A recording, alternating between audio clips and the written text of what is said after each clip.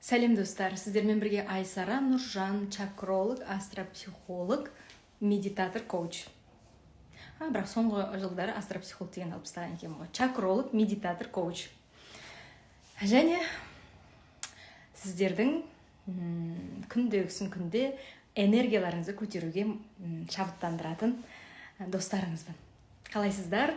Жайлап қосыла береміз. Бүгінгі эфир чакралар туралы болады. Қазір. Бұл эфир негізі менің марафоншыларыма арналған эфир еді, бірақ марафоншыларым айтты. Қазір.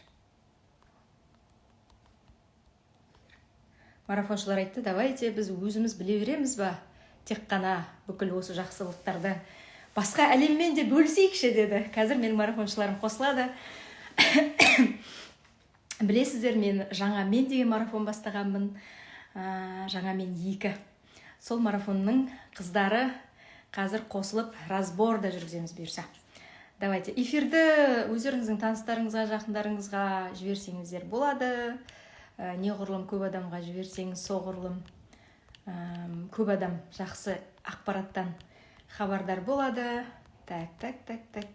Қазір мен де өзім жақындарыма жіберіп тастайын. Ешкім қалмасын, бәрі де тыңдасын, бәрі де өздерінің чакраларын ашсын. Қазір. Опа, кеттік. Сәлем бәріне, қалайсыздар? Бұйырса сұрақтарыңызға да жауап берем. Бірінші бізде қазір бір 30 минуттай, 40 минуттай чакралар туралы ортақ ақпарат, марафоншыларға арналған эфир. Одан кейін ары қарай 2 марафоншыма жеке разбор өткізем. Сондықтан да Бағила және Мағираш деген қыздарым өшірге запрос жіберіп беріңіздер. Сіздерді бұйырса қазір неге алам разборға. Сонымен достар, біз марафонның бағдарламасын бастағанымызға 2 аптадай өтті. 2 аптаның ішінде менің қыздарым шүкір, біріншіден жандар жайланып жатыр, жүректері тынышталып жатыр, махаббаттары артып жатыр, қарым-қатынастар реттеліп жатыр, татуласып жатыр адамдармен жақындап жатыр, өз-өзін түсініп жатыр, өзін бірінші орынға қоюды үйреніп жатыр, граница қоюды үйреніп жатыр, тіпті бойындағы тіл, көз, дуа сияқты жаман энергетиканың барлығы түсіп жатыр. Бұл марафонның 2 аптасындағы өзгерістер. Енді 3 аптаға кетіп бара жатырмыз. Осы уақытқа дейін марафоншыларға травма медитациясын бердім, ата-ана медитациясын бердім, тыныштық медитациясы, тазалық медитациясы, тағы да қандай медитация, аффирмациялар күнде тапсырмалар, осындай чакра разбор эфирлер әр 3 күн сайын, және жеке астрологиялық чакралық разборлар қыздарға өткізіп жатырмыз.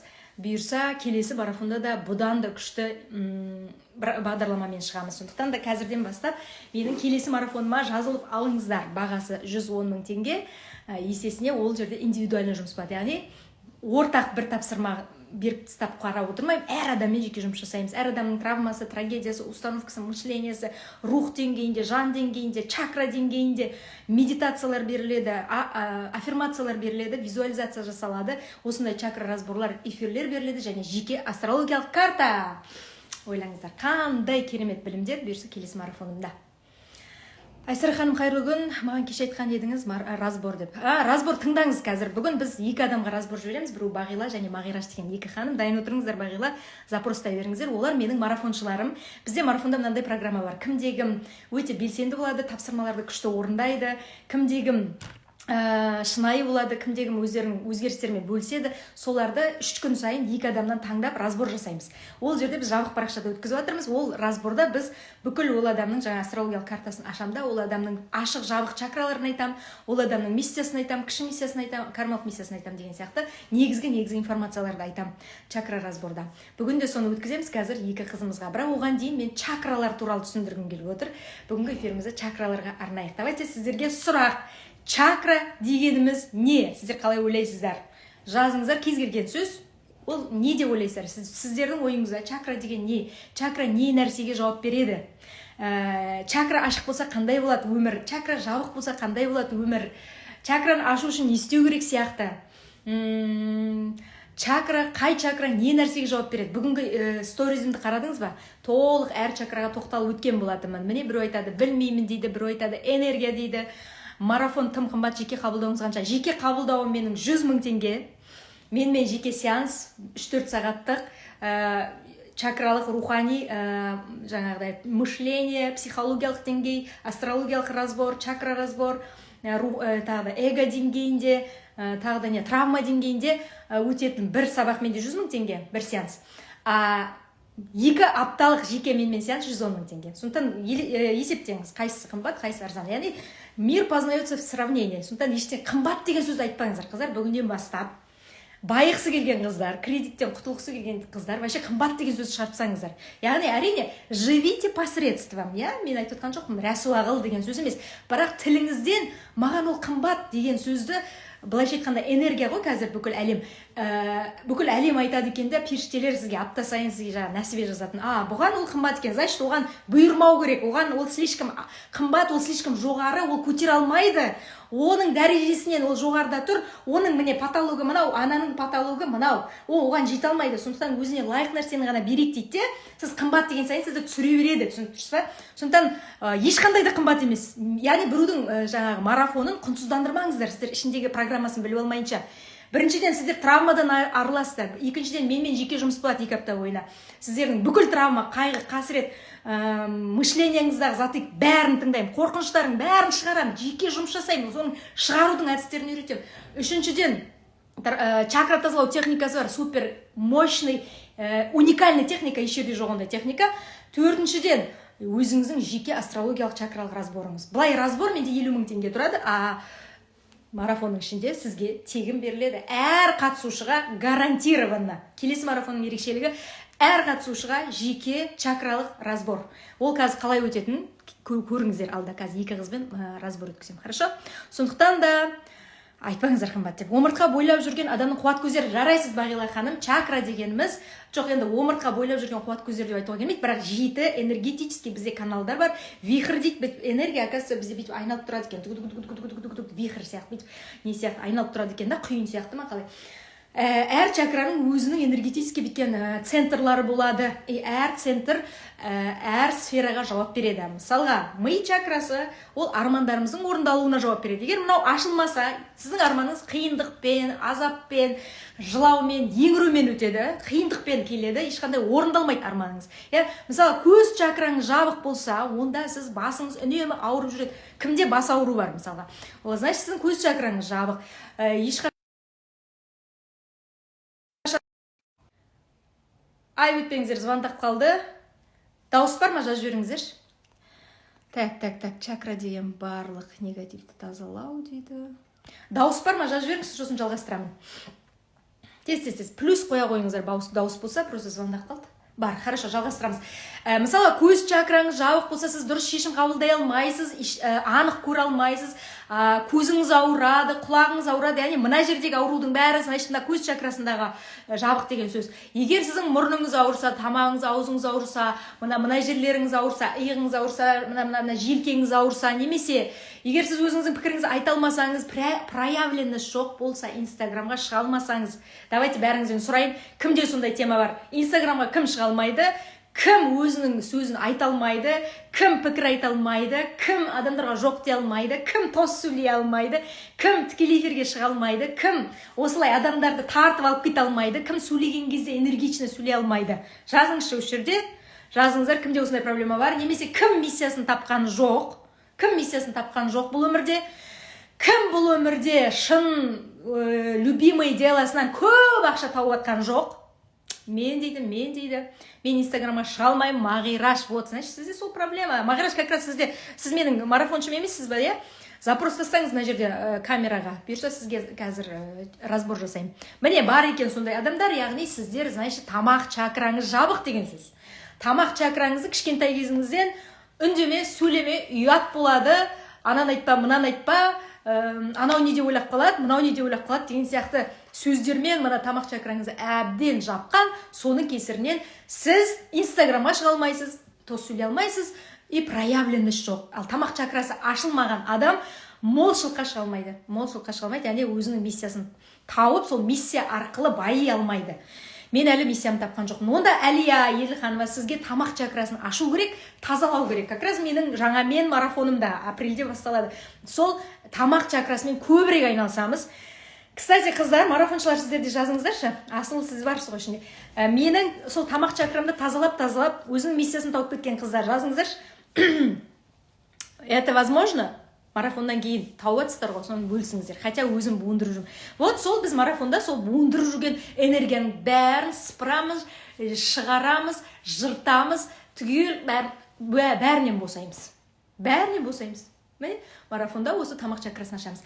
Одан кейін кімде молшылық жоқ өмірінде, адамдарды кешіре алмайды, немесе адамдарды қатты аяйды, бәріне көмектесем дейді, Мать Тереза болады, жұрттың бәрін бірінші орынға қояды, бірақ өзін ұмытып кетеді, өзі соңғы орында қалады, ешкім оны сыйламайды, ешкім оны тыңдамайды, оған сатқындықты көп жасайды, күйеуі измена жасайды, баласы басқа біреуді жақсы көріңкірейді, ата-енесі басқа келінді мақтайды.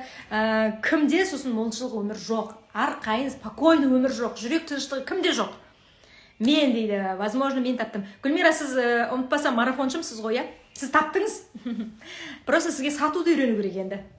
Міне мысалы Гүлмира Аманбаевна деген менің марафоншы қызым, осы марафонға келгеннен кейін тамақ чакрасын травма медитациясымен, негатив медитациясымен тазалап қазір өзінің шынайы миссиясын тапты. Ол оказывается тігін тігу екен, тігін тігу және спортивный школа екеуін қатар алып жүр.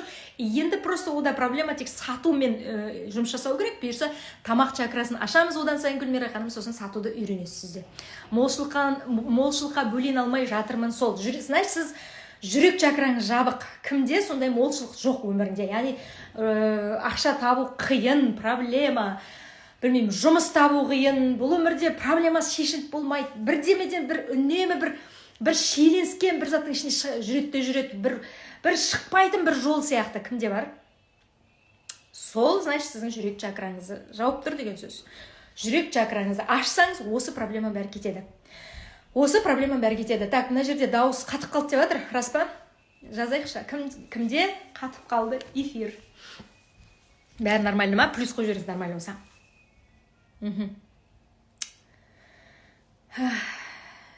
Так, менде дейді. Эфир қатып қалды ма? Тез. Әлде жай барып жатыр, иә?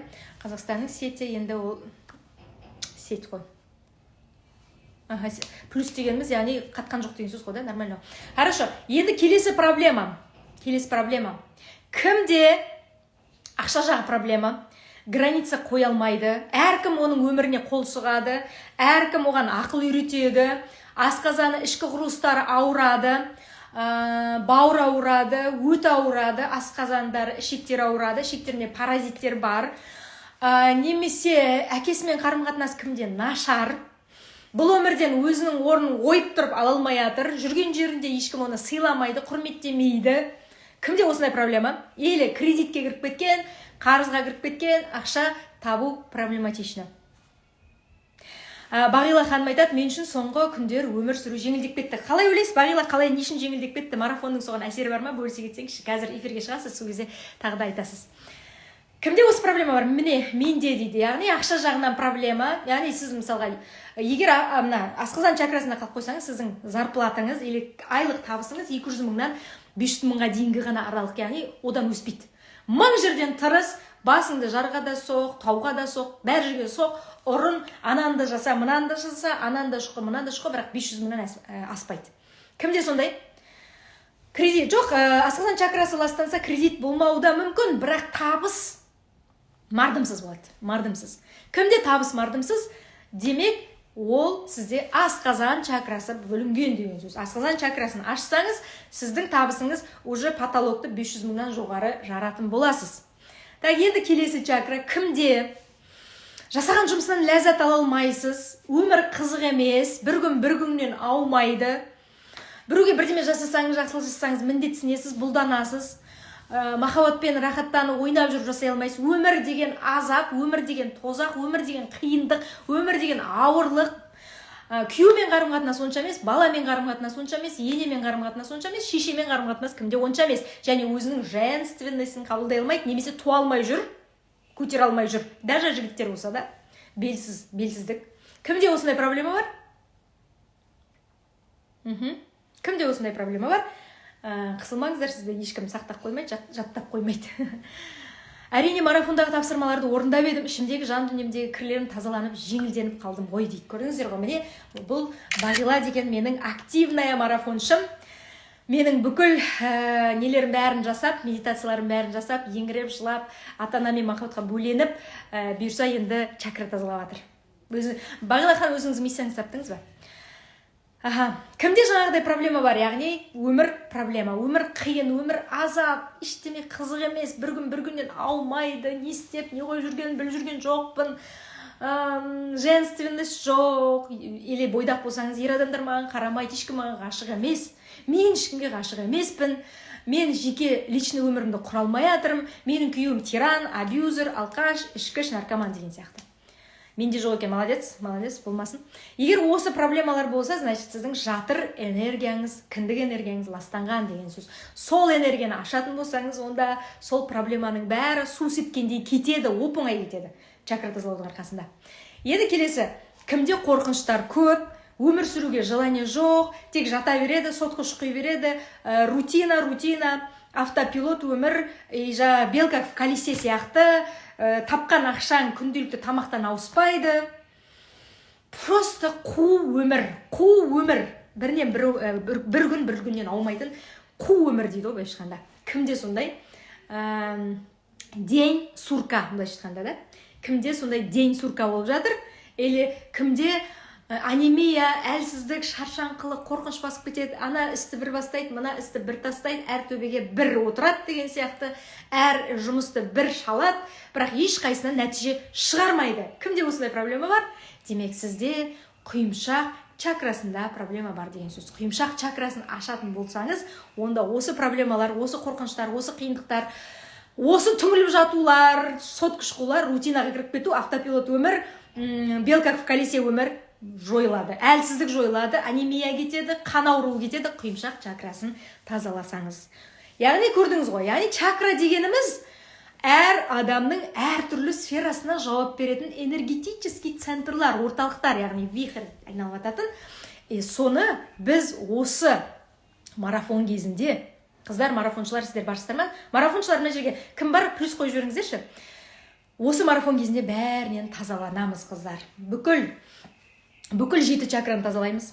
7 чакраны жауып тұрған жаман энергетикалар тазалаймыз. Травма, обида, реніш, абьюз, жеккөрініш, өкпе, қорқыныш, өзің пікіріңді айта алмаушылық, сені сыйламаушылық, ішкі опораның жоқтығы, осылардың барлығынан, міне марафоншыларым жазып жатыр, көрдіңіз ғой. Осылардың барлығынан марафон кезінде біз арылып жатырмыз. Міне Мағираш арылып жатыр, Гүлмира арылып жатыр, Айнұр арылып жатыр, Айна арылып жатыр, Бағила арылып жатыр, Жанар арылып жатыр. Бағила ханым бүгін миссиясын тауып жатқан сияқты жата. Менің миссиям халықтың алдында жүру ау деймін дейді. Керемет күшті. Анипа арылып жатыр, көрдіңіз, Ақмарал арылып жатыр. Қаншама адам осы марафонның кезінде өзінің бойындағы артық негативтерден, проблемалардан, ауырлықтан, қиындықтардан, уайымдардан, қорқыныштардан, жеккөрініштен, өз-өзін кінәлаушылықтан арылып жатыр. Солай ма, қыздар, марафоншылар? Осы сөзімді растап жіберіңіздер, егер рас болса, соның бәрінен арылып жатқан болсаңыздар. Міне достар, бұйырса осы чакраларды, осы проблемаларды чакра тазалау техникасы арқылы марафон кезінде шешеміз. Ол проблема емес. Яғни, егер сіз чакраларыңыздың бәрі ашық болатын болса, онда сіздің 4 құбылаңыз түгел болады. Бүкіл құбылаңыз 4 құбылаңыз түгел болады. Енді чакраны ғылыми тілмен түсіндіретін болса, қазір адамдардың бәрі ғалым болып кеткен, продвинутый болып кеткен. Чакра дегеніміз қазақта бар ма? Иә, қазақта бар. Мына марафоншыларым айтып жатыр, иә, соның бәрінен арылып жатырмыз деп өздерінің отзывтарын беріп жатыр. Рахмет, Бағила ханым, Жанар, рахмет сіздерге. Анипа да арылып жатырмыз дейді, көрдіңіз ғой. Чакра дегеніміз қазақы тілмен түсіндіретін болсақ, ол өріс, яғни поле. Әр заттың өзінің биоэнергетикалық полелары болады. Кез келген нәрсенің өзінің энергетикалық полелары болады. Кез келген нәрсенің өзінің аурасы болады. Кез келген нәрсенің өзінің түсі болады.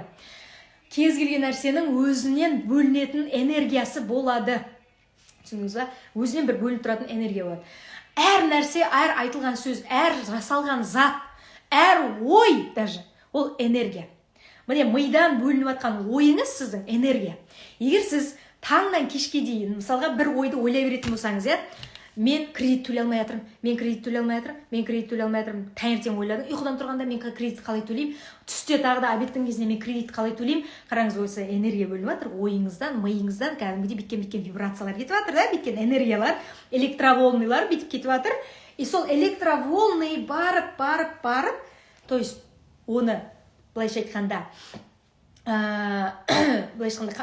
рухани тілмен айтқанда періштелер, яғни біз қазақпыз ғой, біз періштеге сенеміз ғой, періштелер алып кетеді да сол энергия толқындарыңызды, соны одан сайын көбейтеді, одан сайын орындатады, одан сайын қабыл қылады. Былайша айтқанда бүкіл біздің ойымыз, не только сөзіміз, біздің ойымыз да қабыл қазір. Сондықтан ойымызға абай болу керек. Яғни аффирмация тек сөзде болмау керек, тілде болмау керек, қыздар. Күнде өтірік аффирмацияларды айтқаннан пайда жоқ. Мен бүгін бақыттымын, мен бүгін баймын. Миың сенбей тұрса, сен ана ауызбен айта бер, миың сенбей тұрса, оған ешқандай да бай да бақытты да бола алмайсың. Біздің медитацияның, менің чакра тазалауымның мақсаты марафоншыларымның барлығын миын сендіру. Ми сену үшін мына мидағы күнде тұнып тұрған миллион, миллиард ойлар мен уайымдар бар ғой, соның бәрін түсіреміз. Оны түсіру үшін біз ең бірінші тыныштық медитациясы, тазалық медитациясы, кеңістікті тазалау, тұзбен шомылудың да өз әдістері бар. Және телефонды тазалау, миыңды, денеңді тазалау, пространствоны тазалау, артық заттардан, адамдардан, артық эмоциялардан тазалау. Даже эмоцияларды босатамыз біз марафон кезінде. Ойлардан тазалау, медитация арқылы тыныштыққа кіру, альфа состояниедан бета состояниедан дельта состояниеға өту. Дельта состояние дегеніміз ойымыз бүйтіп қаптап жатпайды. Ой арасында бір келіп кететін сондай состояние. Тыныштық хәліне жеткізу арқылы осы мына миды бүйтіп сірескен мидың бәрін босатамыз. Қыздарды айтып отыр ғой, жеп-жеңіл болып жатыр марафоннан кейін. Жеңілдетеміз, пустота болады оларда, қыздарда. Жеп-жеңіл, бостық болады. Бір құстың қауырсындай жеп-жеңіл болады.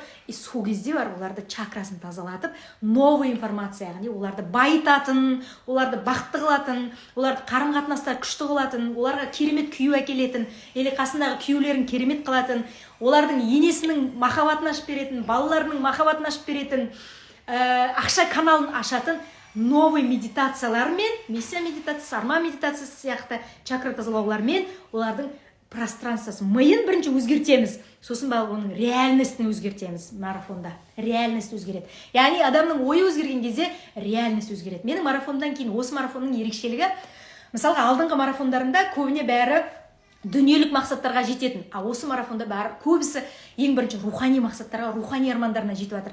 Ең бірінші күні, бірінші марафонда бізде машина алды, сол материальный жетістік осы шығар. Қалған уақытта көбісі миссия тауып кетіп жатыр. Бостық, жеңілдік состояниеға жетіп бар, состояние здесь и сейчас, состояние счастья дейді ғой, расслабленности, соған жетіп жатыр. Соның арқасында спокойствиеге келіп жатыр, миына, жүрегіне. Соның арқасында бауырлармен, туған туыстармен, жеңшелермен, апалармен, көптен бері араласпай қалған адамдармен араласып, қайтадан бір-бірімен табысып, неше жыл көрмей қалған адамдар татуласып жатыр. Және ең күштісі, бір-біріне деген махаббаты ашылып, өзін түсініп, шынайы мына ішкі дауысын, жанның дауысын естуді үйреніп жатыр, достар. Білесіздер ме, қазіргі заманда не үшін психологтар, нумерологтар, астрологтар көбейіп кетті? Себебі адамдар өзінің жанның дауысын түсінуді, естуді ұмытып қалды. Менің марафонымда сол жанның дауысын естуді үйретеміз біз.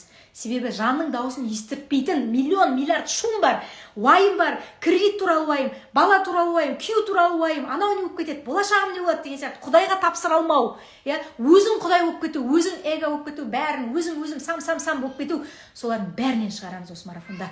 Содан шыққаннан кейін қыздарда расслабленный состояние басталды осы аптада, екінші аптада. Уже көбісінде бәріміз, но көбісінде 80%-інде прям расслабленный состояние. И расслабленный состояниеға қыздар ақша келеді, береке келеді, махаббат келеді, бала келеді, ұрпақ келеді, салих ұрпақ келеді, дені сау ұрпақ келеді, мықты күйеу келеді. Егер күйеуіңіз мықты болмаса, күйеуіңіз мықты болады сіздің жатыр энергияңыздың арқасында. Немесе сізге тіпті лайық емес күйеу болса, сіздің әлеміңізден кетеді, сізге лайық адамды жібереді Құдай. Сондықтан да, достар, бұл марафон чудо деп айтуға болады. Мен мұндай марафонды еш жерден көрген жоқ. Мен өзім осы уақытқа дейін жыл сайын сабақ алатын адамын, 100 мыңдаған ақшамды осы сабаққа жіберетін адамын, бірақ менің марафонымдағыдай программаны мен еш жерде көрген жоқпын. Орыстар бүйтіп тапсырманы үйге тастайды ортақ чатқа. Сосын болды. ешкім даже отчет сұрамайды. Мен марафонда мен әр адаммен жеке так, сіз соңғыда қандай тапсырмада қалдыңыз, так, осыдан кейін мынаны не істедіңіз, мына қорқыныштарды қайттыңыз, мынамен қалай жұмыс жасадыңыз, сіз миссияңызды табу үшін не істедіңіз, табу үшін мынандай қадам жасадыңыз ба, давайте осыны жасайық, давайте мына чакраны тазалаңыз, давайте мына медитацияны жасаңыз, давайте мына эмоцияны былай шығарыңыз, давайте мысалға күйеуіңізбен қарым-қатынас түзе алмай жатсыз, бір қарызға кіріп кеткен келіншектер айта алмай жатыр, давайте бүгіннен бастап жайлап сөйлеуді үйренеміз, бірте айтуды үйренеміз, шығаруды үйренеміз, тамақ чакраны ашамыз, сосын күйеуімізге сол қарызымыз туралы айтамыз, күйеу сізді кешіріммен, махаббатпен қарсы алып сізге көмектеседі сол кредитті төлеуге.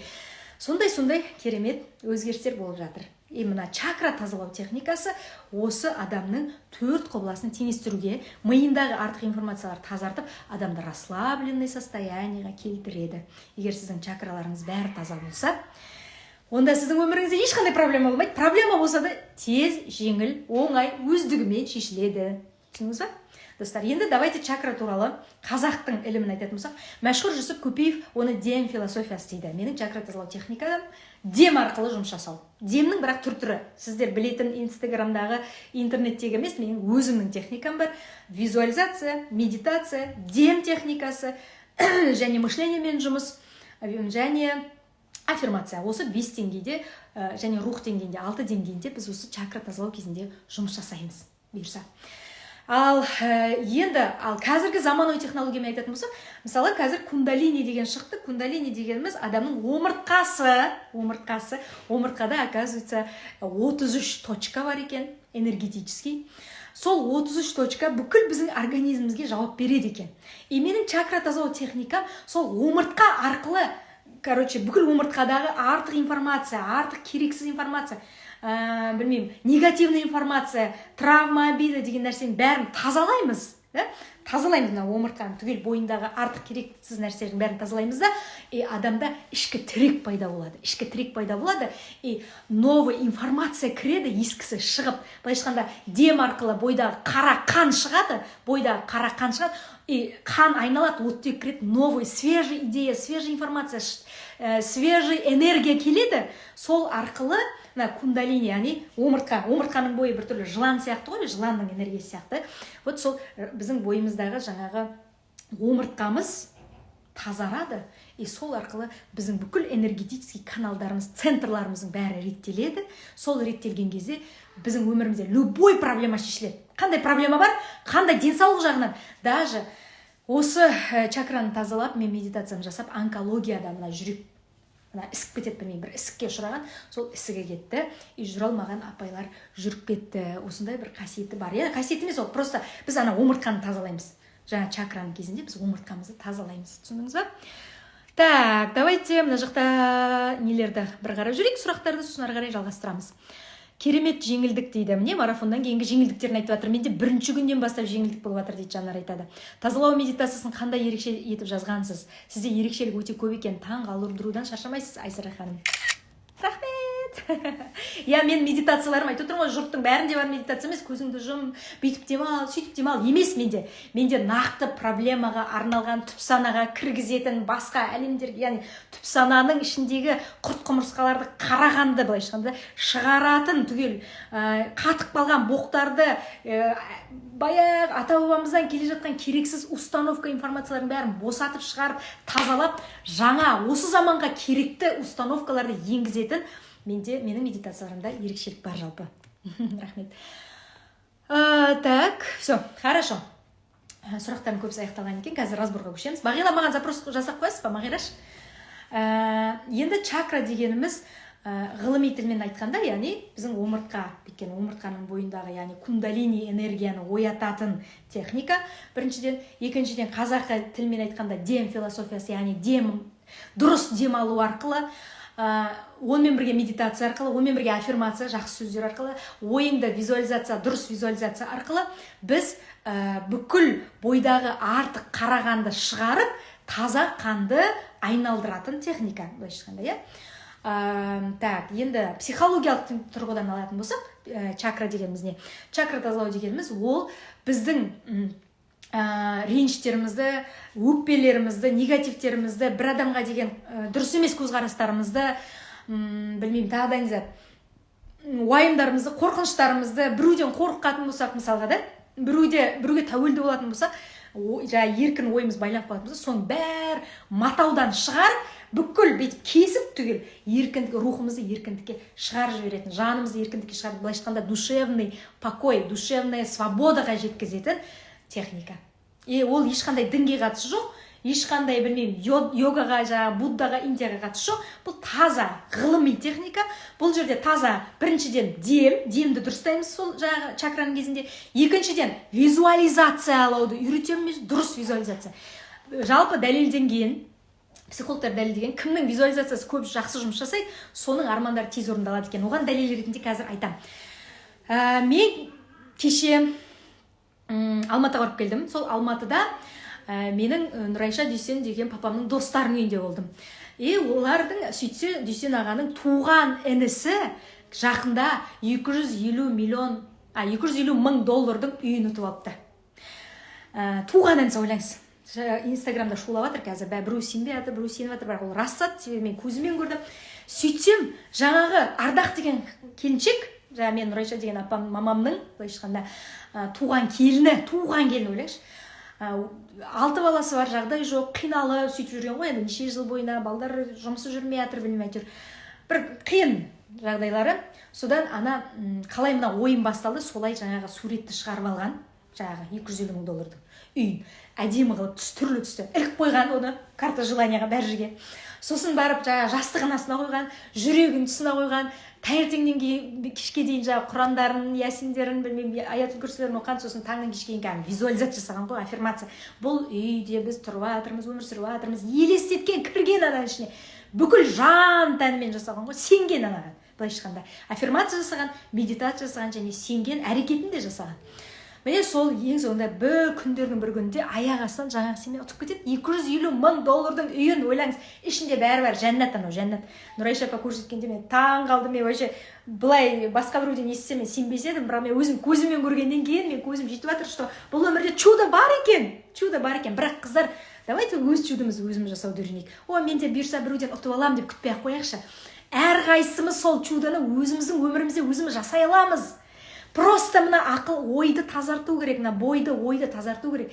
Сосын өзіміздің шынайы жанымыздың дауысын есту керек. Сосын өзіміздің миссиямызды табуымыз керек. Сол кезде бүкіл адамзатқа қызмет еткен кезде, Алла Тағалаға қызмет еткен кезде, өзімізге қызмет еткен кезде сізге чудоның чудо, ғажайыптың ғажайыбы келеді екен. Шынымен де. Мысалы мен өзім өмірімде тұнып тұрған ғажайып деуге болады. Мысалы мен Астанаға көшем деп ойлаған жоқпын. Бір күнде алдым да көшіп кеттім. Мен аяқ астынан, мысалы мен шетелді кішкентай кезімде қатты армандайтынмын. Прям 6 жасымда Түркияның суреттерін іліп қойып, бүкіл әлемнің қалаларының бәрін, бүкіл бірінші СНГ, өзіміздің түрік мемлекеттерінің қалалары, өзіміздің Қазақстанның жерлері бәрін іліп қойып, ана жерге барам, мына жерге барам, сол әсерлермен бөлсем деп армандайтынмын. Қазір Құдайға шүкір, шетелдің 13 қаласына аралап келген адамын. Жыл сайын бір 2 қалаға бармасам жүре алмаймын. Жыл сайын 2 рет Түркияға, Стамбулға, или Түркияның любой қаласына бармасам жүре алмаймын, содан энергия аламын. Яғни любой арман орындалады. Любой. Ол сұрадың ба, ұл береді, қыз сұрадың ба, қыз береді, керемет күйеу сұрадың ба, керемет күйеу береді, ғашық сұрайсың ба, ғашық береді, сені сыйлайтын махаббат сұрайсың ба, махаббатты да береді, білмеймін. Денсаулық сұрайсың ба, денсаулықты да береді, күшті дос сұрайсың ба, досты да береді. Білмеймін, бүкіл армандарың орындалады. Просто бір ғана шарты бар. Денеңді артық негативный энергиядан босатшы, жан дүниеңді тазартшы, сосын жаныңның дауысын естіп, өзің миссияңды тапшы. Бәрі орындалады. Хорошо? Так, осымен эфирімізді аяқтаймыз да разборға көшеміз. Дейді, медитациядан кейін ұшып жүресің дейді. Рахмет. Все, мен көрдім дейді. Айман мына көріпті. Сол чакра дегеніміз, яғни біздің бойымыздағы бүкіл энергетический каналдарды ашып, бүкіл қалауымыздағы, арманымыздағы өмірімізге жетудің жолы чакра тазалау. Бұйырса сол ертең жаңа мен деген марафонда біз сол бүкіл 7 чакрамызды ашып, апрельдің басында басталады, жеке астрологиялық картамызды ашамыз, разборымызды жасаймыз, жан тыныштығын табамыз, и өмірімізде шынымен де кредиттен құтыламыз. Кстати, Менің марафоншыларым сіздерге қарыздан құтылу техникасын берем жақын арада. Күтіңіздер. Сосын менің марафоншыларым соңына жеткендер арман техникасын берем. Сол арман техникасы арқылы мен қалауымдағы үйді алдым, қалауымдағы өмірді сүріп жатырмын. Шүкір, денсаулығымды түзедім. Сол арман техникасы щитовидка кетті, сол арман техникасынан кейін. Сондықтан бүкіл армандарыңыз сіздікі де орындалады бұйырса.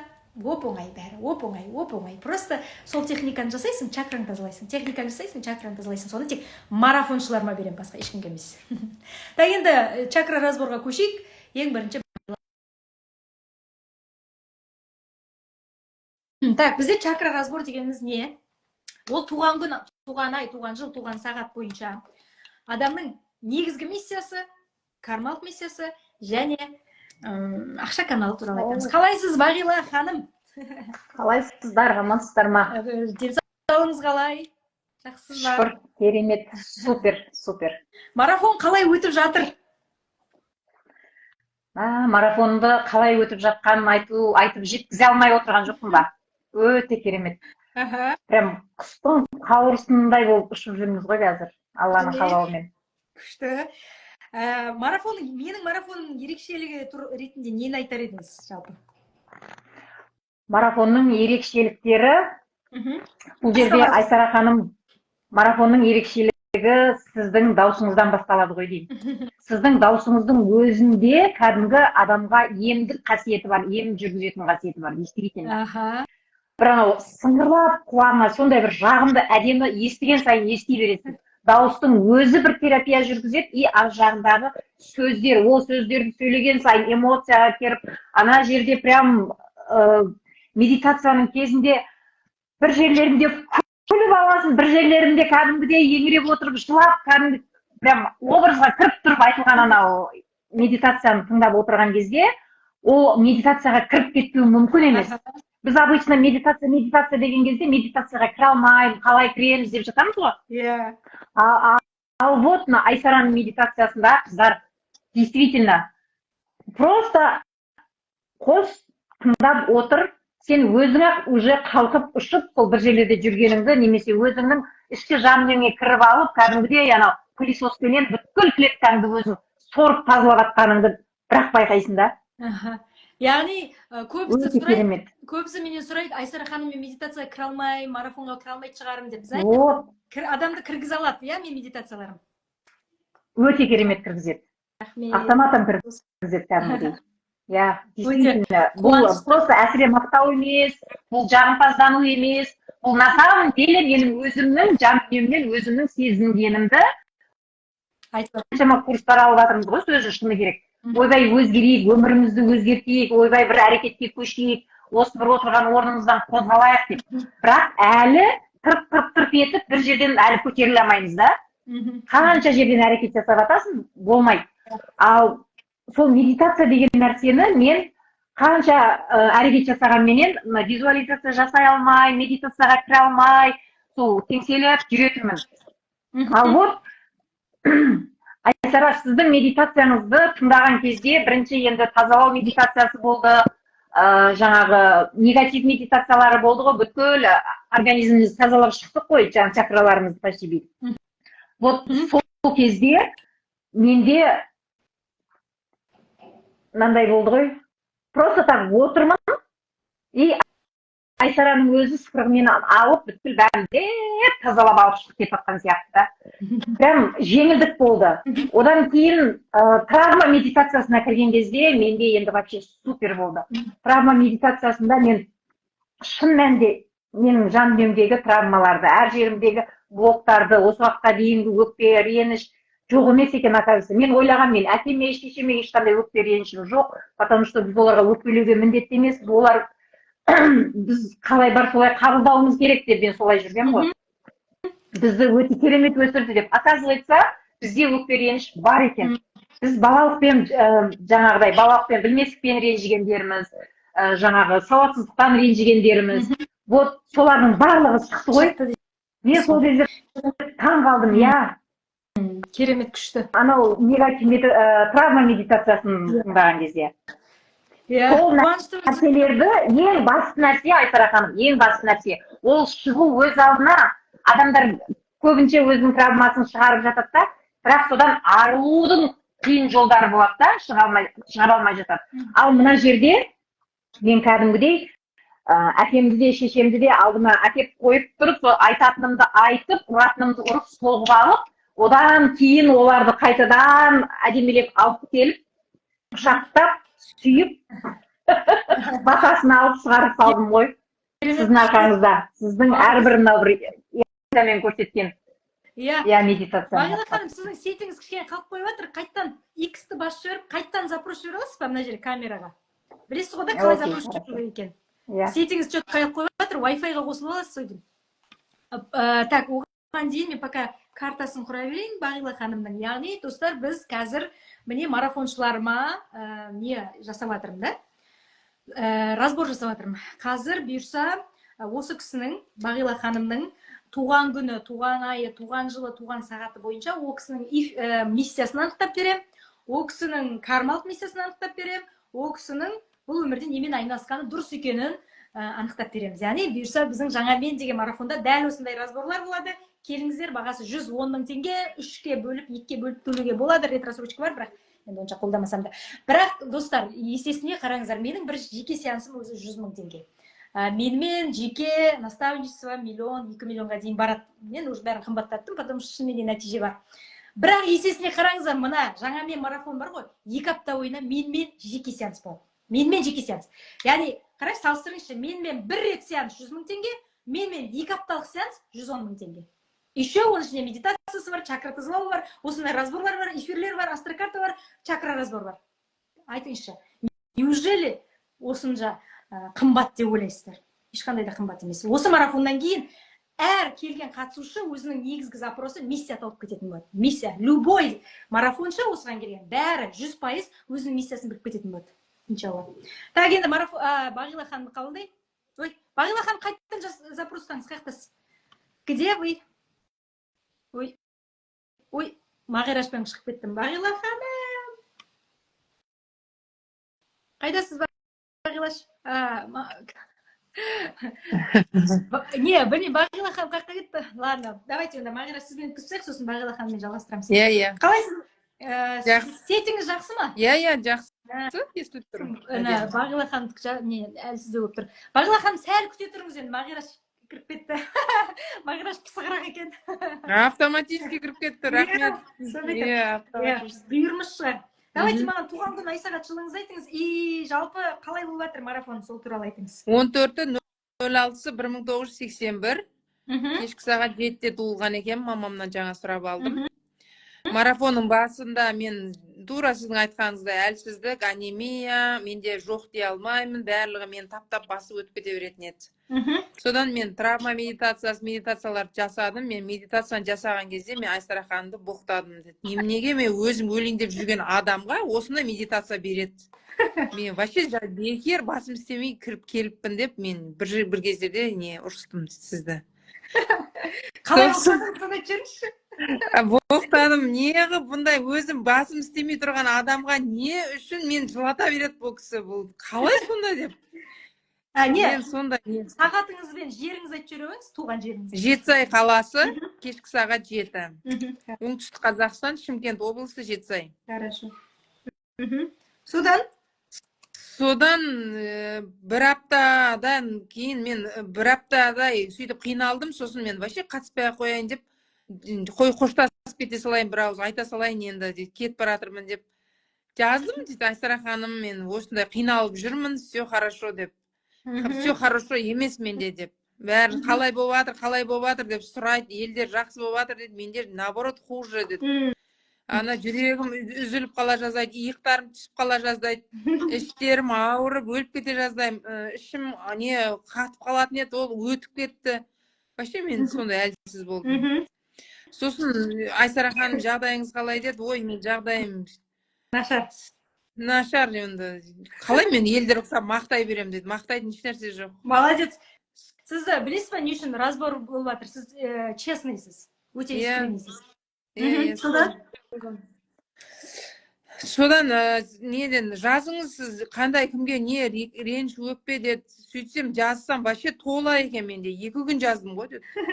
анаған да мынаған да иә дейді, жалобым да көп екен, арманым да көп екен, елдің бәрі кінәлі екен деді, мен ғана святой екенмін деді. И жаздым, и жазғанда бірақ маған не инсайттар келді. И медитацияны тыңдаймын, аффирмация тыңдаймын. Сол кезде маған уже толығады ғой ана миымда. Олар да өмірге бірінші мәрте келген, күйеуің кінәлі ма, ол да бірінші мәрте, ол да дым білмейді, сен ұқсаған адам.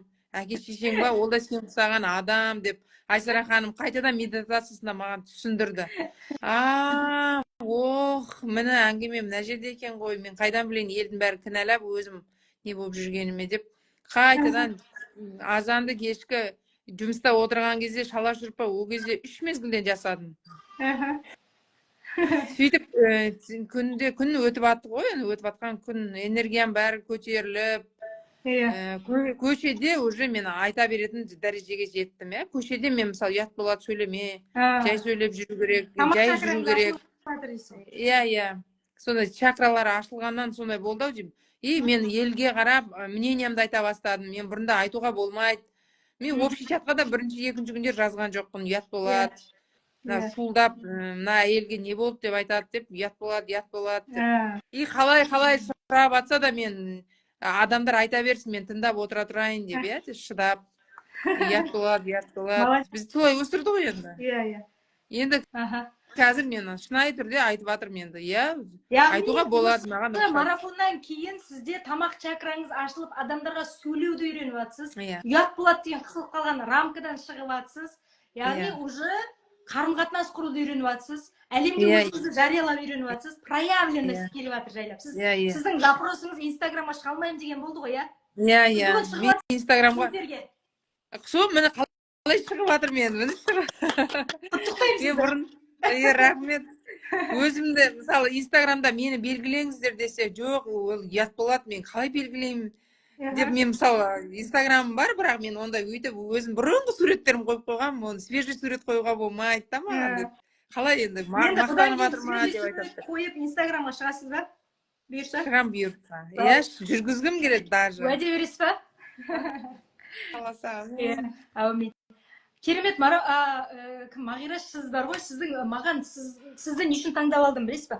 Потому что сіздің точка А-ңыздан точка Б-ңызға дейінгі нені көрдім мен. Сіздің негативіңізді де көрдім, сіздің қиналып жатқаныңызды да көрдім, айттыңыз. Сіздің өзгере алмай жатқаныңызды көрдім, сіздің қайғыға кіріп кеткеніңізді де көрдім, қашып бара жатқаныңызды да көрдім, бірақ қашып бара жатқан жерден қайтып алғаныңызды, қайтып келгеніңізді де көрдім. Уже қазір күннен күнге соңғы аптада сізде уже кәдімгідей даусыңызда изменение бар. Ең бірінші чатты қараңызшы, ең бірінші аудиоңызбен қазіргі аудиоңыз жер мен көктей сіздің. Қазір уже тамақ чакраңыз уже ашылып, жарқырап, күліп уже, даже жүзіңізде өзгеріс бар. Ең бірінші, помните, бір эфирге шықтық қой екеуміз. Сіз қаралау нет, бүгін жарқырап отырсыз кәдімгідей. Сізді мақтап отқан жоқ, мен өтірік мақтай алмаймын. Мен бірақ шынайы жүрегімде не тұр, соны айтатын адаммын. Сіз кәдімгідей жайлап нұрланып келе жатсыз да? Потому что сіздің бойыңыздағы негатив, травма, обида, жаман ненің бәрі кетіп жатыр. Тазарып жатсыз, жеңілдеп жатсыз, пустота келіп жатыр жүрегіңізде. Осы пустотаға енді новый информация келеді ертең. Яғни сізге керек информация керек. Сіз бәрінен артықтардың бәрінен тазаландыңыз, енді өзіңізге керегін өзіңізге саласыз бұйырса. Ал енді астрокартаңыз, чакра разборыңызға келетін болса, жазып аласыз ба или диктофонға ма? Жазып алам, міне бар. Дайынмын. Так, онда оған келетін болсақ, былай. Сіз бар ғой, конкуренцияны жақсы көресіз негізі. Конкуренциямен өмір сүретін адамсыз. Конкуренция керек. Сізді шабыттандыратын ол конкуренция екен. То есть қашпаңыз конкуренциядан. Апам кетті, мен қалдым деген тематика сізге жағады. Біреуге жақпайды. Сізге жағады. Сондықтан сізден шынымен де блогерде шығуы мүмкін, потому что блогерлер анау айтып жатыр, мен де айтуым керек, анау айтып жатыр, мен де айтуым керек деген сияқты немен жүреді ғой. Ойбай, мен қалып қоймауым керек, ойбай, мен әлемнен қалмауым керек. Сізде сол әлемнен қалмауым керек деген бар жалпы. Ол жаман емес, ол сіздің ерекшелігіңіз, просто сіз оны өзіңіздің пайдаңызға жаратсаңыз болады. Сосын өзіңіздің проектілеріңізді жүзеге асыра алатын адамсыз. Бірақ жасырын проектлер емес, жария проектлер, көрінетін. Қалай айтқанда сіз көрнекі болуыңыз керек қой, Мағираш. Адамдарға көрсету жасауыңыз керек, не жасасаңыз да. Неге? Себебі сіздің планеталарыңыз мынау біткен домалақ жер шары болса, соның жоғары жағында тұр. Планеталардың көбісі жоғары жақта шоғырланса, ол видный, көрінуге арналған адам дегенді білдіреді. Түсіндіңіз? Бірақ сізде идея көп, бірақ кішкене соны реализация аздау. Соны сізге реализацияны үйрену керек. Жүзеге асыруды. Ол үшін ертең шакра тазалау техникасын ашайын деп жатырмын, бұйырса жабық парақшадағы. Сол жерде именно төменгі 3 чакраға мән бересіз. Құйымшақ, жатыр, асқазан. Жоғары чакралар сізде нормальный сияқты. Именно төменгі құйымшақ, жатыр, асқазан чакрасын ашу керек. Неге? Құйымшақ чакрасы идеяны жүзеге асыруға, то есть заземленияға жауап береді. Егер құйымшақ чакраңыз нашар болса, адамда идея көп, бірақ заземление болмайды. Қор бүйтіп тек аспанда ұшып жүреді. Сіз осы уақытқа дейін аспанда ұшып жүрдіңіз. Енді соны жерге түсіру керек идеяны. Егер біз идеямызды жерге түсірмейтін болса, реализация жасамайтын болса, онда ол идея бізді прожигать етіп жібереді, өртеп жібереді. Біздің энергиямызды сорып алады. Біз ештемеге жарамай қаламыз бұл жарға қарай.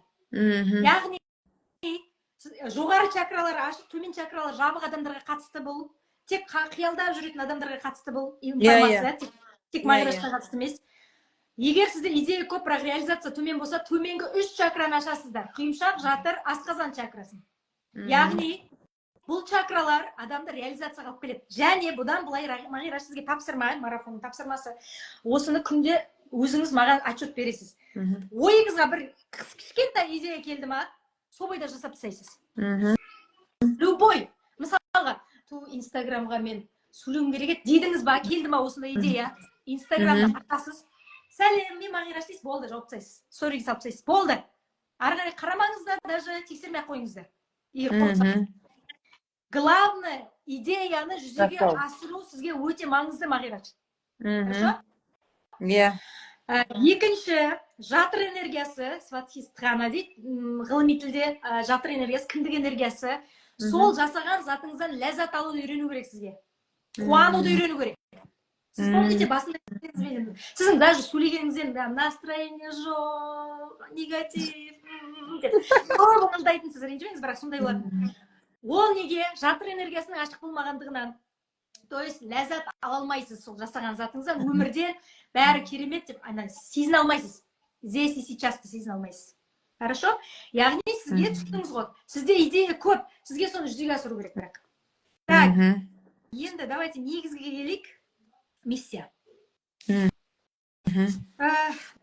Давайте бірінші пораженный планеталар сізде шынымен де жатыр энергиясы екен. Өмірден ләззат алу жағы қиындау, әйел адамдармен қарым-қатынас жағы қиындау, мамамен қарым-қатынас сәл кішкене кедергі бар, қыздарыңызбен қарым-қатынаста кедергі болуы мүмкін бір-біріңізді түсіну жағынан. Яғни ай поражение, жатыр энергиясы поражение, күйеумен қарым-қатынас кішкене поражение да болады. Яғни сізге жатыр энергиясын ашу керек, қаттырақ. Екінші поражение сізде құйымшақ энергиясы. Шынымен де жаңағы айтқанымдай, мен просто мына картаға қарамай айтып едім, шынымен де сізде құйымшақпен төменгі 2 чакра әлсіз екен. Осы 2 чакраны ашатын болсаңыз, басқа чакраларыңызға да энергия күш барады, басқа чакраларыңыз ашылады, и уже жаңағы ойлаған миссияңызға жетесіз. Хорошо? Сіздің өте жақсы планеталарыңыз, Нептун, сізде қасиет, интуиция деген нәрсе бар, және ол өте әсер етеді сізге. Ол сіздің негізгі, былай айтқанда, конегіңіз, сіздің фишкаңыз. Солдан айырылмаңыз, интуицияны тыңдаңыз. Интуиция, мына көз чакрасы. Интуицияны тыңдаңыз, интуициямен жүріңіз, жан даусыңызды, өзіңіздің шын жан даусыңызды естуді үйреніңіз. Жанның даусы білесіз, өте әлсіз болады. И жанын өзіңізге сатқындық қылмаңыз, жаныңызға. Егер жаныңызға сатқындық қылсаңыз, ол сіздің өзіңіздің бизнесіңізге, личный брендіңізге, энергияңызға сатқындық. Енді миссияға келетін болсақ, миссия сізде қарым-қатынас адамдармен. Яғни тамақпен көбірек жұмыс жасауға тура келеді. Яғни не істейсіз? Қараңыз, енді оның әдісін біз марафонда талқылаймыз ары қарай. Қандай әдістермен оны жүзеге асыруға. Бірақ жалпы алғанда адамдармен қарым-қатынас құру, адамдарды тану, адам тану арқылы өзіңді тану, неке. Сіздің миссияңыздың бірі негізгісі неке. Некеге тұруым керекпін ба или қалайсың? Некеге тұруыңыз керек, некеде болуыңыз керек, некеде бақытты болуыңыз керек, некеде бақытты қылуыңыз керек күйеуді, өзіңіз де бақытты болуыңыз керек. Без этого никак. Никак демей ақ қояйын енді, бірақ соны орындасаңыз вообще күшті болады. Иә. Некеде емессіз. Жоқ. Не себеп некедерге? Білмеймін, мен даже онда ойламаймын да ғой, жаңа жылап, некеде дейтін бар деп жүре бергеннен кейін некеде ойламайды екенмін ғой. Давайте онда, Мағираш, бүгіннен бастап сіз новый миссияны таптыңыз, өз негізгі миссияңызды. Енді марафонның соңғы аптасында тек қана соған күш салайық екеуміз. Хорошо? Маған есіме салыңыз қазір, эфир біткеннен кейін, Айсара ханым, менің миссиям қарым-қатынас екен, менің миссиям неке екен. Не істейміз? Қандай маған тапсырма бересіз деңіз. Именно сізді тұрмысқа шығару бойынша техникаларды беремін. Давайте, Мағираш ханым, осыны пайдалана отырып, сізге подарка. Өте активный болдыңыз басынан бастап, молодец. Сізге әйелдік энергия медитациясын сыйға беремін. Ол медитация менде 80 000 теңге тұратын медитация. Ол медитацияны жасағаннан кейін любой адам тұрмысқа шығады. Любой қалаған адамда шығады. Бай дейсің ба, бай, білмеймін, красавчик дейсің ба, красавчик, сізді сыйлайтын адам дейсің ба, сізді сыйлайтын. Любой адамға тұрмысқа шығады. Сол медитациядан кейін. Иншалла. Иншалла. Иә, болды. Сіздің негізгі осы, Мағираш. X-ті басасыз, негізгі сұрағыңызға жауап алдыңыз деп ойлаймын. Рахмет жаным, уақытыңызды алмай. Хорошо. Көремін сізді. Иә, сізді жақсы көремін, жақсы. Рахмет, Алла разы болсын. Ары қарай сонымен жұмыс жасаймыз екеуміз марафонда. Құдай бұйыртса. Так, Бағила ханым, барсыз ба? Қайдасыз? Кеттік Бағила ханым. Ой, Бағила ханым қайдасыз? Давай, тез запросаймыз. Болыңыз. Бағила, сіз осыны қатты күттіңіз ғой. Где вы? О, кеттік. Так. Бағила ханымның туған күн ай сағат жылы керек маған. Ал! Бағила, сіздің сетіңіз нашар болды ой деймін. Сосын кішкене кіріп болмадыңыз. Давайте маған туған күн, туған ай, туған жыл, туған сағат, туған жеріңізді айтып жүре қойыңыз. Естіп тұрмын ба мен? Сіз естіп тұрсыз, маған туған күн, туған ай, туған жыл, туған сағатыңызды айтып жүре қойыңыз. Туған жылым 1968 жыл 17 сәуір. Сізде сет неге нашар екен, а? Білмеймін. Мен өзімнің мүмкін Wi-Fi-ға қосыласыз. Wi-Fi жоқ қой. Сол сетіңіз өте нашар болып тұр. Ладно, енді көрейік. Так, қайтадан айтып жүре қойыңыз. 14 сәуір. 17 сәуір. 17 сәуір 1968. 68 сағат. Сағат 6. Таңғы 6. Таңғы. Жеріңіз? Жерім Туған. Оңтүстік Қазақстан облысы, Қазығұрт ауданы, селосы да керек па? Иә. Туған жеріңіз. Фоголевка. Так. Қазығұрт десем шыға ма екен? Қазығұрт шығу керек.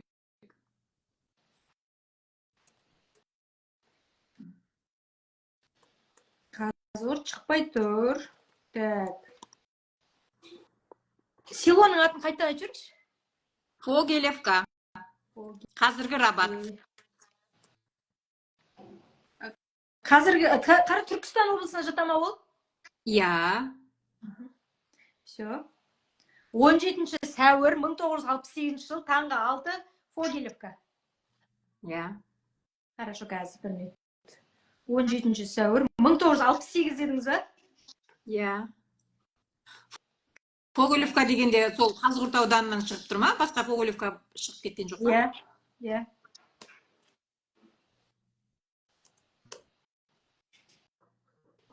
Так, қазір бір минут. Запросыңыз қандай, Бағила ханым, айта беріңіз. 2-0-3-69-31. Менің запросым өзімді масштабировать ету. Қазір қайдасыз? Қазір үйдемін. жоқ, масштабировать еткенде енді не болу керек қой енді, нені масштабтайын деп жатсыз? Мен негізі йога жасаймын, йога инструктормын. Соны прям ары қарай халықтың алдына шығып, бір тұрақты түрде соны ұйымдастыра алмай жүрмін. Неше жыл болды жалпы онымен айналысқаныңызға? Қалай? Онымен айналысқаныңызға неше жыл болды? Айналысқаныма осы соңғы 2-3 жыл. 2 жыл. Оған дейін немен айналыстыңыз? Оған дейін өкіметтің жұмысында істеп жүрдік. Неге йоганы таңдадыңыз именно? Не себеп болды? Йоганы таңдауыма сол өзіммен жұмыс жасаған кезде, сол өзімнің жаныма жақын сол жаттығу болды. Барлық жаттығуды көрдіңіз ба? Бірінші йога деп таңдаған жоқпын, мен просто жаттығулар жасап жүрдім. Жаттығу жасап жүрдім. Оказывается, маған йога көбірек ұнады. Сонымен ары қарай йоганы тереңдетіп алып кеттім. Қазір көңіліңіз толмай жатыр ма, или просто табысқа көңіліңіз толмай жатыр ма, или сіз просто атаққа шығу? Өзіме көңілім толмай жатыр. Өзімде тұрақтылық жоқ. Өзімде мынау қалай десем болады? Нар тәуекел деп шешім қабылдап, сол нәрсені ары қарай жасап кетпей жатырмын да. Прям стратегия құрып, жоспар құрып, ары бері алып кету керек қой. Сол нәрсені алып кете алмай жатырмын. Әні, міні, анау кедергі, мынау кедергі деген жанжалықтағы сылтауларға алаңдап, қазір сол бір орында отырмын. Енді қараңызшы, шын, мысалы сіз марафонды бастадыңыз, медитацияны жасап жатсыз. Бұл осы йога сіздің шын өзіңіздің ісіңіз екеніне көзіңіз жетті ма? Жетіп жатыр ма? Осы марафон барысында. Да, я. Вроде бы бар. Все-таки. Әлі де бүйтіп тұр ма?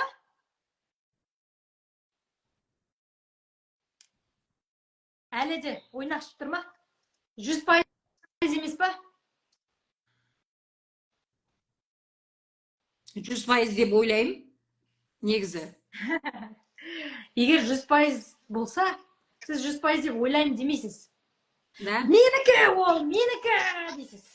Мен бұнымен айналыспасам, басқа ештеңемен айналыса алмаймын. Мен бұнымен айналыспасам, шаршаймын, қиналам. Бұнымен айналыспай жүре алмаймын. Бұл менің өмірімнің мәні дейсіз. Может, әлі онда емес сол дәрежеге жетпегеннен кейін масштабқа шыға алмай жатқан шығармын. Жоқ, ол қараңыз, масштабта емес мәселе. Мәселе қазіргі халіңізден, қазіргі жасап жүрген нәрсеңізден қанағаттануда. Қараңыз, егер сіз қазір бақытты бола алмасаңыз, осы состояниеда, осы табыспен, осы кіріспен, сіз ертең масштабқа шыққанда да бақытты бола алмайсыз. Яғни масштабқа шығу сіздің жүрегіңіздегі кілтипанды шешіп бермейді. Что-то чего-то не хватает деген затты шешіп бермейді. Масштаб оны шешіп бермейді. Сіз егер осы состояниеде жүріп те, даже Алла Тағала масштаб бермесе де, супер деген состояниеда болсаңыз, онда сізге спокойно масштабқа шыға беруге болады. Менде какой-то бір ішімде бір стержень жібермей тұрады ғой. Бәрі күшті да, бірақ бір неизвестность бар да, соны білмеймін. Бұл мәселе ішкі жан дүниеде болуы мүмкін. Мен сізге жеке тапсырма бердім ме, реніштер туралы, обида, травма туралы? Жоқ. Марафон кезінде. Негізі мен бәріне ортаға айттым. Қыздар, кімде реніштер бар, қатты, обида бар, кімде қорқыныш бар. Айтылды, бірақ ол маған қатты. Жоқ, маған жекеге шығып, тапсырма алыңыздар дедім. Сіз бірақ бәрі күшті. Сізде хорошая девочка деген синдром бар жалпы. Бәрі күшті, бәрі керемет, бәрі идеальный. Бірақ на самом деле іште бірдеңе жеп баратыр. Кілтипан бар. Өте энергичный сөйлейсіз, өте күшті сөйлейсіз, бірақ бәрі жүректе бірдеме кілтипан бар, бірдеме ой, бір пустота бар. Жеп баратыр, бір қара черная дыра бар бір. Сол черная дыраны жаппайынша, немен айналыссаң да, қандай масштабқа шықсаң да, пайдасы жоқ. Біздің марафонның мақсаты, Бағила ханым, чакра разбор емес, медитация емес, чакра тазалау емес. Біздің марафонның мақсаты мына жүректегі осы черная дыраны бірінші жабу. Табу бірінші, сосын оны жабу. Табу үшін сіз честный болуыңыз керек. Өзіңізбен және менімен. Ұстазбын ғой мен қазір, пока. 21 күн.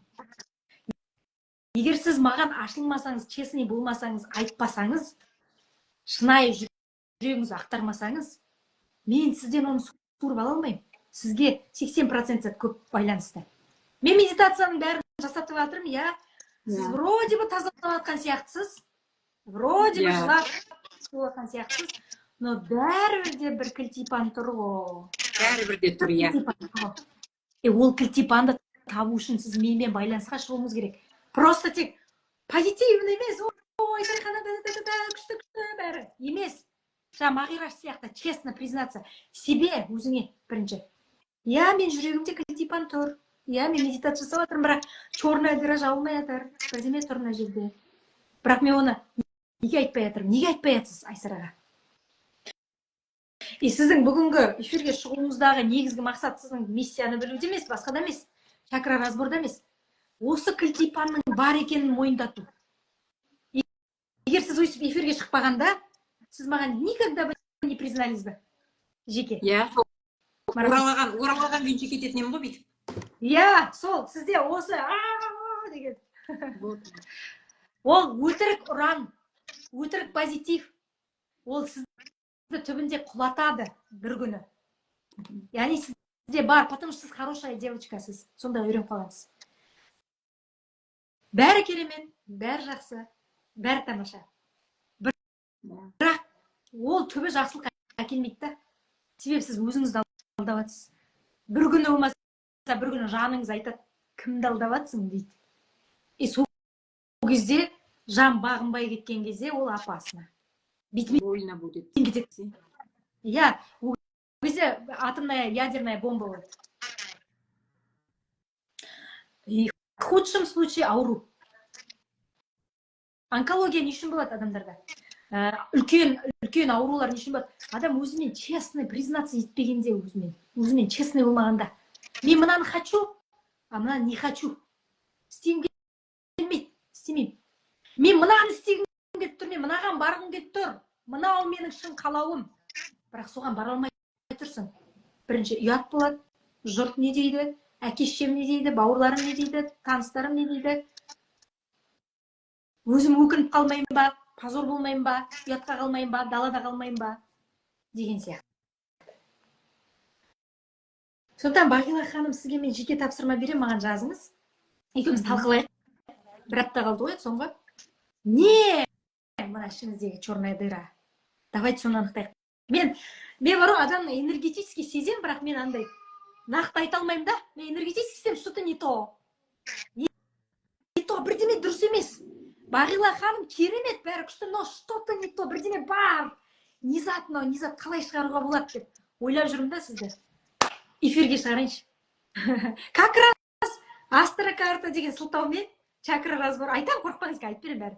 Бәрі сондай сылтаумен сіз тартып алып, сосын заты честность келеді. А былай жаңағыдай ұрандатумен, бәрі қыздар керемет, дегенмен ештемеде табылмайтын білдім да, емес сізден сұрадым даже. Жеке прикрет басында. Жеке запросыңызда. Ашыла алған жоқсыз, потому что сізде хорошая девочка деген маска, футлярдың ішіне кіріп кеткенсіз. Бейтіп, сізді квадраттап, рамканың ішіне салып тастаған, шықпастай қылып. Оны айттым ба? Енді давайте соны жарайық. Өзіңіз айтқан екенсіз ғой, бірдеме байлап жатыр, мені шығара алмай жатыр деп, давайте. Именно соған, ендігі соңғы қалған аптаны, соған күш салайықшы, Бағила ханым. Я сіз миссияңызды таптыңыз. Дұрыс, масштабқа шығасыз, бұйырса. Бірақ ол үшін мына сізді мына байлап атқан нәрсені бұзып жарып шығайықшы. Иә? Рухымызды шығарайықшы еркіндікке. Так, енді сіздің неңіз бойынша, миссияңыз бойынша сіз өзіңізді жалпы дұрыс таптыңыз. Жалпы сіздің миссияңыз личный бренд. Не жасасаңыз да, Бағила ханым, йога ма, бокс па, жүзу ма, не жасасаңыз да, личный брендтің адамысыз. Не жасасаңыз да, атаққа шығатын адамсыз. Не жасасаңыз да, ортаның адамысыз. Не жасасаңыз да, сіз жарқырайтын адамсыз. Сіз әлем үшін жарқырайтын адамсыз. Не жасасаңыз да. Бір йогаға байланып қалудың қажеті жоқ. Я, йога сізге керек, потому что сіздің Марсыңыз пораженный, құйымшақ чакраңыз нашар, жатыр чакраңыз нашар. Осы екі чакра сіздің әлсіз. Соны екеуін проработка жасау керек. Құйымшақ чакрасы қорқыныштар, бұл өмірден өз орныңды табу, бір затты реализация жасап соңына дейін жеткізу. Бірде мен ойладым ба, соны жүзеге асыру, реализация. Сол нашар. Жатыр чакрасы ләззат алу, сол зат жасаған затыңнан. Қанағаттану дегеніміз жалқаулық емес. Қанағаттану дегеніміз ләззат алу. Өзің жасап жүрген затыңнан, Құдайдың саған берген нәрсесіне бақытты болу. Қанағаттану деген. Біз ойлаймыз, қанағат деген, қанағат қарын тойдырар не деп түсінбейміз қанағат деген. На самом деле қанағат дегеніміз ол Құдайдың берген, саған берген бүкіл затына рахметің шексіз қуанып, содан ләззат алу. Бірақ сізде ол жоқ, потому что екі чакраңыз пораженный сізде. Осы екі, ертең чакра тазалау техникасын ашамыз ғой осы марафонның 3-ші аптасында. Бұйырса. Күн ертең или бүгін ба қараймыз қазір, ашамыз уже.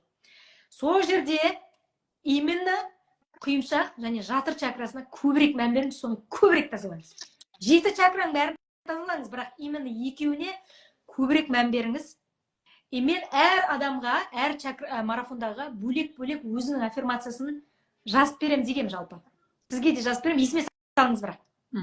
Бүйтесіз, мен проблемам осыған қатысты аффирмация жазып бересіз ба деп. Мен сізге аффирмация жазып берем. Сол аффирмацияларды да айтасыз, күнде тыңдайсыз, жатарда, таңда, кешке, түнде и чакраң кезінде.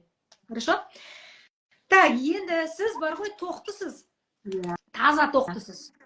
Тап-таза тоқтысыз. Бірақ, тап-таза тоқтысыз, агрессивный, жылдам, энергичный, вот. Бірақ сізге жетіспейтін стихия ол ауа және су. Ауа және су. Осы екі стихияны көбейту керек. Ауа дегеніміз ол барлық нәрсеге оңай қарау, жеңіл қарау, спокойно қарау. Барлық нәрсені алып кету ары қарай. Объективны қарау. Білмеймін, күйіп кетпеу бір затқа. Салқын баспен қарау. Сол сізде жетіспейді. Ауаны көбейту керек. Ауаны көбейту үшін, ауаны көбейтетін қай чакра? Тамақ чакрасы. Мына үстіңгі чакралар ауа стихиясын көбейтеді. Осы үстіңгі чакраларды да тазалап қойсаңыз, ауаны күшейтеді. Хорошо? Енді тағы не айтуға болады? Короче, спорт это ваше. Любой спорт. Любой спорт. Но йога, йога сізге қатты келіңкіремейді. Ренжімеңізші. Йоганы қосымша ретінде алып жүрсеңіз болады, я. Бірақ сізге энергичный спорт керек. Энергичный. Сіздің миссияңыз прям энергия тұнып тұрған. А йога энергияны кішкене заземляет. Дұрыс, ол өзіңіз үшін керек. Заземленияға керек. Жүгіру марафондарына қатысам ғой, мен 42 километрге жүгірдім ғой. Вот. Спорт, короче, спорт. Не только йога, йогамен шектемеңіз өзіңізді. Спорттың барлығы сіздікі. Бүкіл спорт. Қандай спорт? Спорт федерациясына барасыз ба? Спорт басқармасына барасыз ба? Өзіңіздің спортивный неңізді секцияңыз үлкен ашасыз ба? Бәрібір тек йогаға арнап қалмаңыз. Хорошо? Солында Бағила. Ал сұрағыңызға жауап алдыңыз деп ойлаймын. Ары қарай марафонда жұмыс жасаймыз. Жазыңыз маған. Черная дыраны жабамыз бірге. Сау болыңыз. X-ті баса қойыңыз. Рахмет. Давайте. Жақсы. Ал достар, міне чакра разбор деген осындай достар. Қалай, ұнады ма? Сіздерге де керек па осындай разборлар? Жазыңыздар, керек болса плюс қойыңыздар. Біздің бұйырса 3 апрельде біздің жаңа мен 3-ші деген марафонда әр қатысушыға гарантированно жеке астрологиялық чакралық разбор өтеді. Яғни барлығы миссиясын біліп кетеді. Менің келесі марафонымның ерекшелігі барлығы миссиясын біліп кетеді. Мен қатысушы емеспін, мен жұмыста болсын, йогада болсын, қолымнан келмей жатыр деп өзімді еңсем төмен сезініп жүрмін, не істесем болады дейді. Мен жұмыста болсын, йогада болсын, қолымнан келмей жатыр. Қолыңыздан келмей жатыр деп ойлау, ол құйымшақ чакрасының жұмысы, асқазан екеуінің төменгі 3 чакра. Осы 3 чакраны реттесеңіз, ол қорқыныштардан арыласыз, өзіңіздің жасап жүрген жұмысыңыздан ләззат аласыз, сосын қолыңыздан бәрі келетінін сезесіз. Ішкі тірек пайда болады. Осы 3 чакраны ашқан кезде асқазан, жатыр, құйымшақ, сіздің ішкі тірегіңіз пайда болады. Так, сұрақтарға бір қарап жүрейік.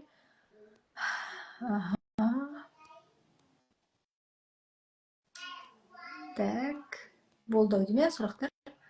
Хорошо. Мағираш ханым, жарайсыз, сіз мықтысыз дейді. Супер, Мағираш дейді, мақтап жатыр алдыңғы қызымды. Көбісіне осындай плюс қойып жатыр, яғни чакра разбор керек екен. Чакра разбор керек болса, достар, осындай эфирге қатысып тұрсаңыз болады, арасында, если повезет, тегін жасап берем кейбіреуіңізге. Арасында кейбіреуіңізге марафон барысында марафондарға қатысушыларға жасалады. Сондықтан келіңіздер марафонға. Бағасы 110 мың теңге, жеке 2 апталық жеке сеанс, астрологиялық карта, чакра тазалау, еще медитациялар. Бүкіл өміріңізде қандай проблема бар, қандай жетістікке жеткіңіз келеді, қандай арманыңыз бар, соның барлығына жол ашатын чакра техникасын берем. Грижа болса дейді. Грижа болса төменгі чакра, құйымшақ чакрасымен айналысамыз. Құйымшақ чакрасын тазалаймыз. Рахмет, Айсара ханым, шынайы разбор үшін. Аман болыңыздар. Рахмет, осыны эфирді аяқтаймыз. Ауыз ашатын уақыт келді. Сау болыңыздар.